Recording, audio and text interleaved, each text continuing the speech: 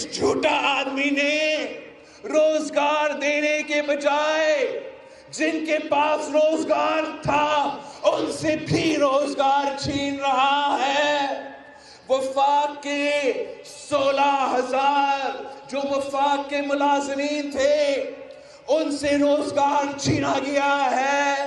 کراچی کا سٹیل مل میں محنت کرنے والے 10,000 لوگوں کو بے روزگار کروایا گیا ہے۔